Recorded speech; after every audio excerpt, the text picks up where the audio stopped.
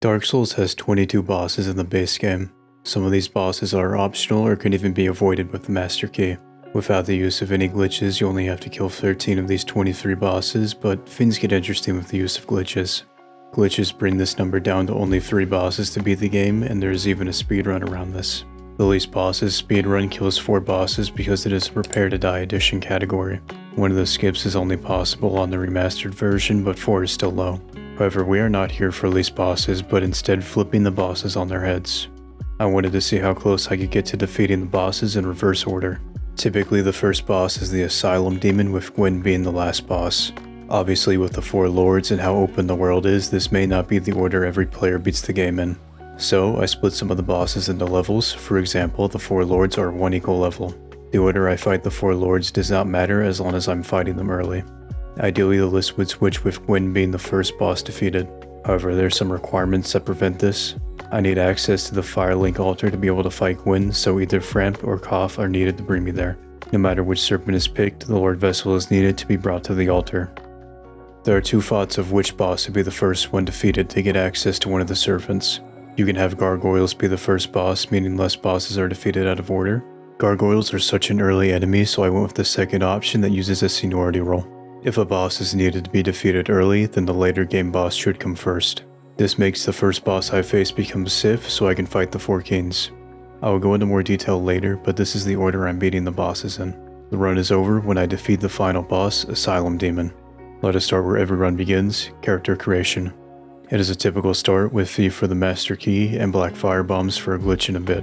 The rest of my creation is flavor, so I can wake up in a dingy cell. The Asylum holds the first boss of the game and is required to progress unless you use glitches.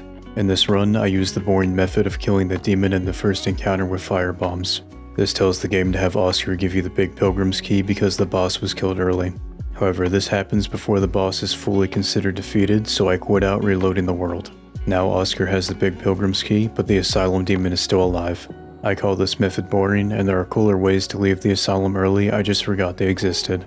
We get the Estus Flask and Big Pilgrim's Key from Oscar before leaving through the front door while Asylum Demon watches. It enjoys watching me leave it in this state as I head to Firelink.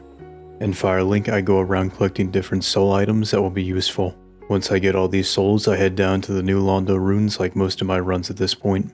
On the elevator ride, I dupe the humanities I picked up by 99.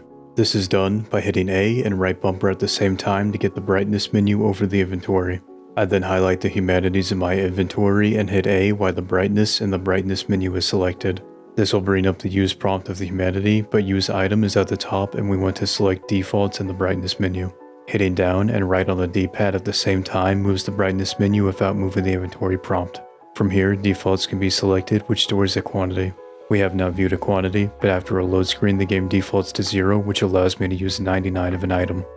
Duping the humanity was to increase the drop chance of the Black Knight Halberd from 20% to around 33%, but this glitch will come back to dupe souls here in a bit. After dropping down, I can use the Master Key to enter the Valley of the Drakes. I continue picking up souls as I make my way to the Drake Bridge. Slipping past the Drakes, I climb the ladder to get to the red tier stone ring. Might as well grab the extra damage while I'm here. I drop down, looking at where the Drakes are for once, and continue on to the elevator that will take me to the Dark Root Basin. In the basin, I grab the Grass Crash shield because it is a shield I know how to parry with. Then I quit out to reset the Halberd Knight for some cheese. After loading back in, I run at the Knight, who in a brief lapse of judgment tries to stab me and falls off the cliff. I receive the Black Knight Halberd telepathically from the Knight as I continue up basin to get some more items. This soul by the Hydra is picked up, the bow is picked up for a glitch later, and the Crystal Lizard is killed with a punch and a Black Firebomb for the Twinkling Titanite it drops. This is all for the basin, so it is Andre time where I break the game. At Andre, the first thing I do is dupe the smallest soul by 99. This dupe is done exactly the same way the humanity one was done, but this time I get 19,800 souls instead of 99 humanity. With these souls, I purchased 999 wooden arrows to store the quantity of 999. Then I prompt swap arrows over to lawn swords to buy one lawn sword of a quantity of 9. Attempting to buy another lawn sword after doing this will give me a stored quantity of -8. When buying the weapon, the game subtracts the quantity held from the max quantity of the item. In this case, it is 1 minus 9, which is equal to -8. I then perform the soul dupe from earlier, but this time I target the Twinkling Titanite and want to drop it instead of using the item. When dropping an item with a negative quantity, the game subtracts a negative from the item. Subtracting a negative turns the equation into addition and gives me 8 Twinkling Titanites, and now I have 10. This is all I need to level up the halberd to +5, but I realize I don't have enough souls. This is where me buying those arrows comes into play.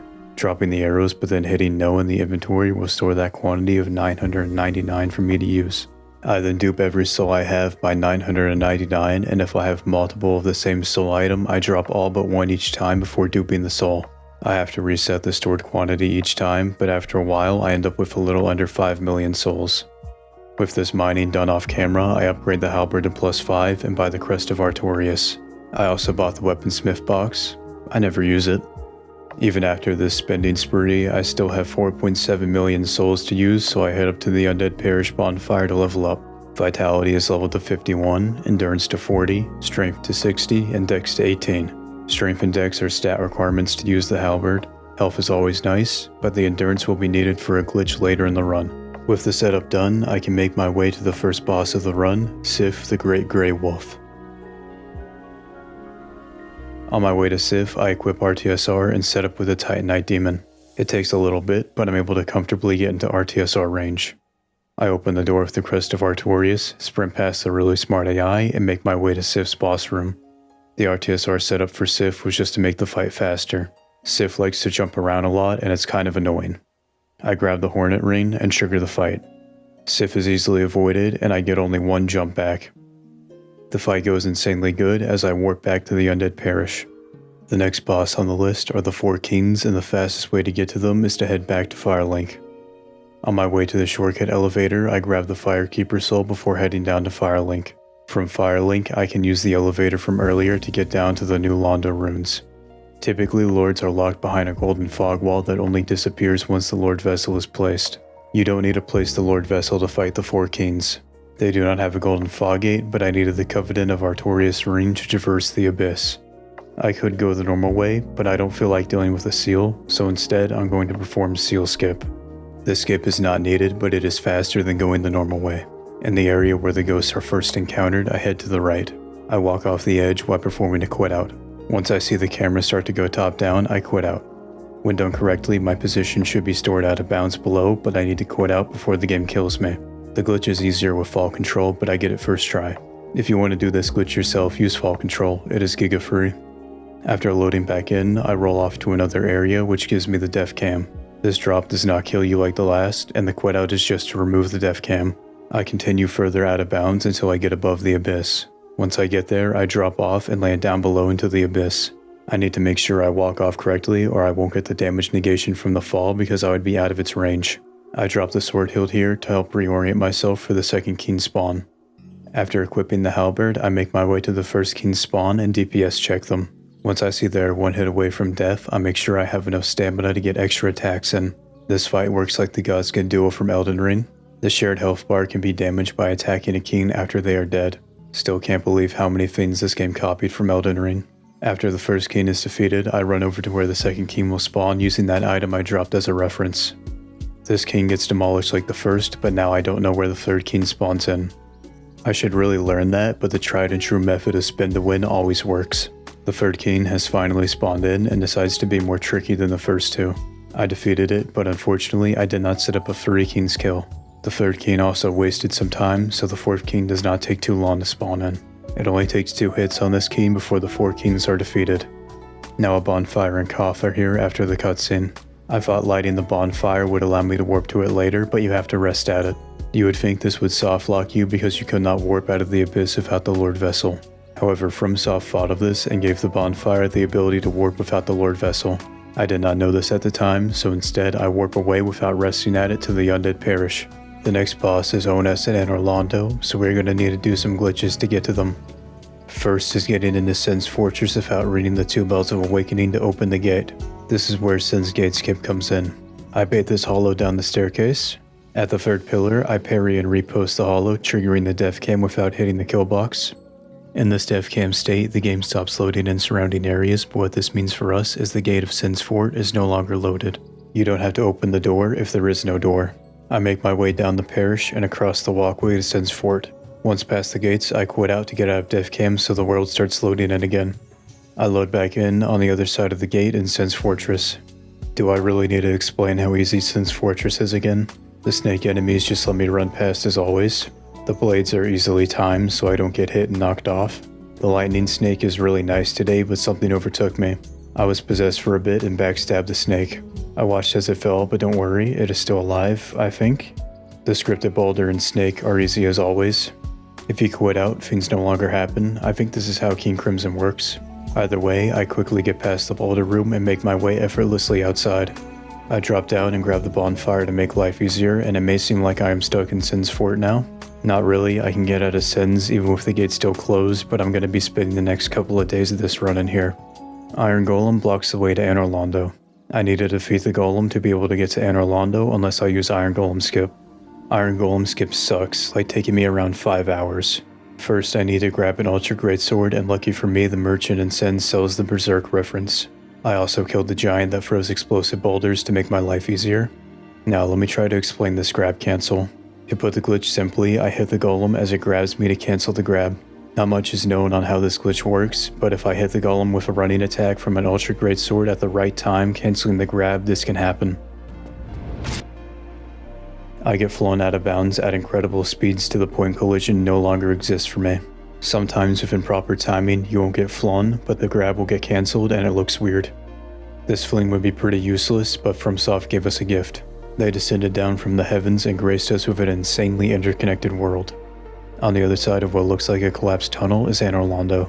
We can see this in a map viewer with Sen's Fortress and Anor Londo loaded in together. Iron Golem's arena is leveled to parts of Anor Londo with collision, but it's not easy to get there. If the sun, the moon, and the stars align, I can get flung to a section of Anor Londo and loaded in. This glitch is not consistent and just incredibly cursed, but I finally got this.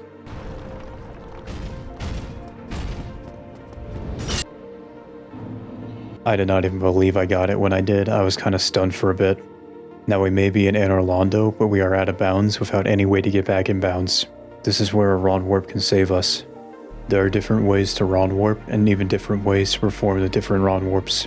For this run, I used the third version of the Force Quit Ron Warp, which will be used throughout the run. A Ron Warp is in the name, a warp that went wrong. Whenever a warp goes wrong, Dark Souls defaults to the failsafe location. Each area has its own failsafe location, but for Anor Londo, it is the very start. Where the Force Quit comes into play is after I warped with the Dark Sign, I went to force close the game at the last frames of a load screen. This is made easy with Live Split and the Alt Space method. While in the load screen, I press Alt and Space to pause the game. I keep doing and undoing the pause until I see the timer's milliseconds go up. The timer is tracking the in-game time, so once it goes up, I know the load is almost finished. I press C to force close the game before relaunching it. When loading back in, I am put at the failsafe location for Anor Londo. Now in Anor Londo, the first thing I do is rest at the Anor Londo bonfire. I don't really want to do Iron Golem Skip again, and the next boss on my list is Ornstein and Smo. They are guarding Guinevere and the Lord Vessel, which will allow me to fight Gwyn. There's not too much to talk about in Anor Londo. I ride the elevator down, do parkour on the rafters, get past the Silver Knight sharpshooters, and rest at the Anor Londo interior bonfire. From here, I can easily make my way to ONS by jumping over the railing, skipping a good segment of this area. I enter the fight against ONS and get maybe a little too cocky and take so much damage from playing like an idiot. I die and have to make my way back to the fight. I don't want to talk about it. This time I play way safer in the first phase, killing Ornstein. Now I just need to defeat Super Smo. It may not be the best fight, but I get the job done and make my way to Guinevere.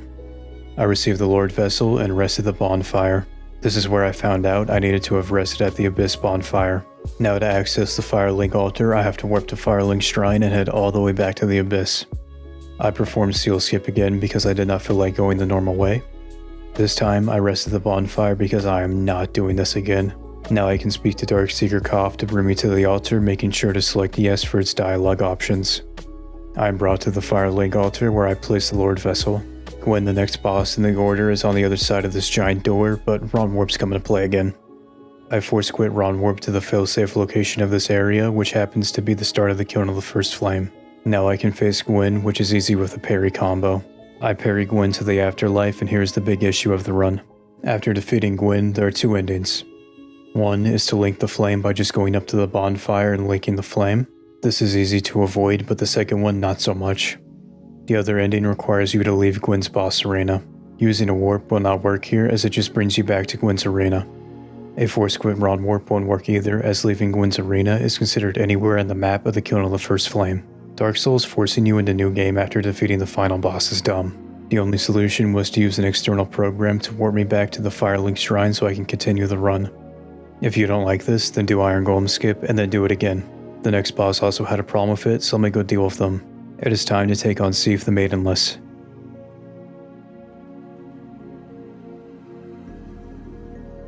I warp to Anor Londo and make my way into the Duke's archives.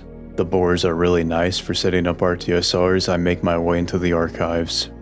Up the first elevator are crystal guys I need to be careful of and a channeler that is really scary. I make my way up to the next elevator where I'm going to perform the best glitch. I send the elevator up and put my armor on to get my equip load into a certain range. Once the elevator starts to go up, I quit out. When I load back in, I lock onto this crystal fellow and roll into the pillar before rolling off the edge and quitting out. This is an elevator warp. When an elevator is in its non-default position, reloading the game while in its default position will warp you to the elevator's current location. In this case, I am warped up to an out-of-bounds section where I can perform the next glitch, a meme roll. When your equip load and remastered is greater than 25% and equal to or below 29.1%, you can just roll in the air. The rolls have to be spammed, and I need enough stamina so when I reach the bottom, the iframes of a roll negate the fall damage. Typically, meme rolls are a little precise, but this one is super free. I land down below, skipping the death to Seath and the prison sequence. This just saves time, as I can easily make my way to the Crystal Cave. Nothing too eventful happens in the cave, so let us skip to the uneventful fight of Seath. After skipping the cutscene, I line up my head with Seath's collarbone and throw a black firebomb directly behind me. This destroys his cheating crystal so I can run in and punish his upset animation. The damage is, yeah, he is dead. Like I said, uneventful. The next boss is the Bed of Chaos, and getting to this one is more eventful, don't worry. To get to the best boss in the game, I need to get past Quelaag, Ceaseless Demon, Demon Firesage, and Centipede Demon. The last two can be avoided by leveling up the Chaos Servant Covenant to rank 2. This will unlock a shortcut, but first to get to Quelaag's sister for the Covenant, I need to get past Quelaag. I head down to the Swamp of Blighttown and grab a useful item. Over in the corner guarded by 2 infested barbarians is the Great Club. This will be useful in skipping Quelaag. After getting the club, I grab the bonfire and head to Quelaag's boss fight. I enter the fight, triggering the cutscene or the glitch won't work, but it is also a nice opportunity to die to Quelaag next to the exit fog gate. My bloodstain will help guide me, and you will see why it is needed here in a bit. Now with the setup done, I can go and skip Quelaag. I climb up to Upper Blighttown towards the exit. Before getting to the top, I drop down here and jump to this pillar. I run around it and drop down to a lower section of it. This triggers the death cam, but I quit out to remove it. Loading back in, I backstep into the pillar before sprinting down and jumping. If I don't jump, the game will kill me. Now with this death cam, I walk off the edge and perform a plunging attack with the Great Club. I hit another ledge and slide off with the plunging attack landing animation. This allows me to cue a roll in midair. Each weapon type has a different plunge recovery animation, and the Great Hammer type works perfectly here. I spam the roll button to cue the roll, and when I'm about to hit the ground and die, I use the iframes of the roll to negate the fall damage. This gives me a death cam from Upper Blighttown, and some things are no longer loaded in like Quelaag's boss room. I make my way back to Quelaag's boss room, but because it is no longer loaded in, it is hard to see where I am. This is where that blood stain next to the fog gate can help me navigate. Unfortunately, this glitch is not over because quitting out in the bell room will not store my position. This means I need to get to the staircase past the bell and then quit out, but as you can see, that is a little difficult. It took me a couple tries, but eventually I make it really far down the stairs skipping Quelaag. Look, you can even see her from the other side of the fog gate. We are not here to gawk at Quelaag, but instead help her sister. I roll for the illusionary wall to make my way to Quelaag's sister. The abomination takes a little bit to move out of the way. While he moves, I tried to dupe humanity but messed up the dupe. I rested at the bonfire and tried again. This time, after dropping my extra humanity, I stored 999 from the arrows. When I go to dupe the humanity, I select 90 and then dupe to have 97 humanity. I only needed 30, but might as well give more. I enter the Covenant, offer all my humanity to level it up, and make my way to the next hurdle of the run, Quelaag's brother, Ceaseless. Skipping Ceaseless is not that bad. From up here, I aim at this Dorito in the terrain and shoot an arrow. This distracts the Capra Demon, who does not look down and falls to its death. To get down from here without dying, I perform another plunge fall damage cancel. I maneuver my way through the lava using safe areas to recover stamina and heal. There is a lot to this pathing, and if you are interested, I'll have a link below to a tutorial for this glitch.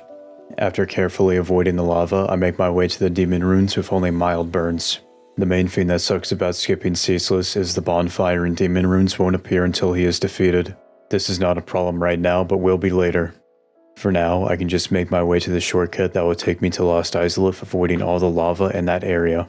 First thing I do after opening the shortcut is kill this chaos bug for the sunlight maggot. From here, the worst boss in the game is finally up next, but Tohki Bombs can make the bed of chaos more enjoyable. After entering the fight, I run straight at the bed of chaos. I place my left foot into the 4th tile here. Then I position my head between these 2 branches and throw a firebomb. Once the throwing animation has started, I hold forward so my character turns while throwing it without moving. After the first bomb is thrown, I quickly set up the next lineup, positioning my head between these 2 branches on the left. I throw another firebomb. This one is thrown in the same way, avoiding to hold forward so my character turns to throw the firebomb without moving. After throwing the second one, I roll into the middle and get the second cutscene to know I landed my throw. Now it is Rolling Through Branches Simulator 2024. Why did they name the simulator games a year after their initial release? Please, I need to know why they do this. I take out my frustration of not knowing this information on the bed of chaos so I can move on to the next boss, Nito. Nito is blocked by the hardest boss in the game, Pinwheel. Fortunately, getting past Pinwheel is really easy with a glitch we have already used. I make my way into the catacombs where I bully the necromancer after pushing the lever to open the first door. Continuing on through the area, I drop down from here, landing down below near the Titanite demon room. I run past the demon to grab the Eyes of Death before entering the coffin. If you have an Eye of Death in your inventory and wait in the coffin for 30 seconds, you will get taken to Nito's boss room. This is to join the Covenant and does not start the boss fight, but we are now in the Tomb of the Giants, which is a different area than the catacombs. All I have to do is perform another Force Quit Ron Warp and I'll be taken to the start of the Tomb of the Giants. I equip the Sunlight Maggot and make my way to a bonfire. It is not too hard to get back here if I die, but it takes time. Might as well be safe and grab the first bonfire before making my way to Nito. I ran past every enemy and made my way to the Nito boss fight without getting hit. After baiting Nito away from the back where the giant skeletons are waiting, I get stuck in a weird angle. I get hit here and almost die, but I was able to chug my last Estus and get away. The inner DS3 player in me took over and I R1 spammed Nito to death.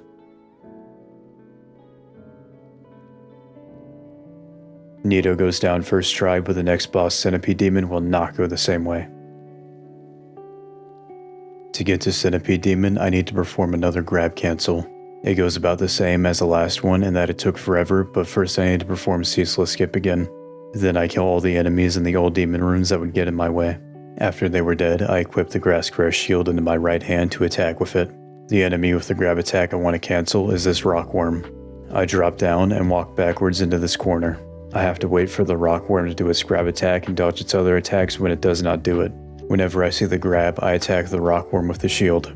Sometimes I'm too late and get grabbed. Sometimes I'm slightly too late, but the grab still gets cancelled. However, when this happens, I fall down below too far and die. Every time I died, I had to do Ceaseless Skip again and kill all the enemies again. This glitch sucks, but when done right, I land above the Centipede Demon's arena and can drop down. Ceaseless Skip already used most of my Estus up, but once I land down below, I have to roll out of the lava. I only have 2 Estus for the fight and need to trigger it by walking up to the fog gate. The demon is loaded in, and I could have killed it with the bow. This is boring, so instead I chose the path of suffering. I equipped full Havels, which I got after dying to the rockworm at one point, and I also upgraded my Estus flask with Quelaag Skip. While we are at it, I should mention that I could have made it into the hallway that has the bonfire before this boss. This would have made the fight easier, but I did not know about this and instead just decided to pop off. Sente decided to just swing at me from range, so I spent some time dodging its attacks after losing all my health. I now can no longer make a mistake and I needed the boss to come closer. At some point I went screw it and took the armor off and wanted to hit the arm after it attacked. For some reason, after doing this, the demon decided to close the distance and I could attack them finally. I dodged every attack and made this fight look effortless. I honestly don't know how I managed to get away with this. For once, this was a skill occasion. This was the final hard part of the run. Now all the bosses left are easy to get to, starting with the demon Firesage. I can't enter the boss fight from the back, but I can drop down from above. Dropping down from above does not activate the AI of the Firesage, but it can still take damage. After all I went through, I deserve a little treat. The Firesage is easily dispatched, leaving the next boss to be Ceaseless Discharge. I warp to Quelaag's domain and head to the Ceaseless fight. Then I cheese Ceaseless. I honestly don't even know how to fight him legit. Ceaseless goes down as well, making the next boss be, oh god, not that boss. I wanted to see what would happen if I entered his boss fight from the Tomb of the Giants. The answer was nothing. The fight was the same, and even the table I smashed respawned. Pinwheel goes down to nobody's surprise. Now it is time for some payback on Iron Golem. For this fight, I also wanted to see what would happen if I entered the boss fight from the wrong way, and nothing was also the answer. I tried to attack the golem, but it did not take damage. After activating the fight by triggering it near the fog gate, it goes exactly how you would expect. The clumsy golem is silly, maybe even goofy, and falls to its death.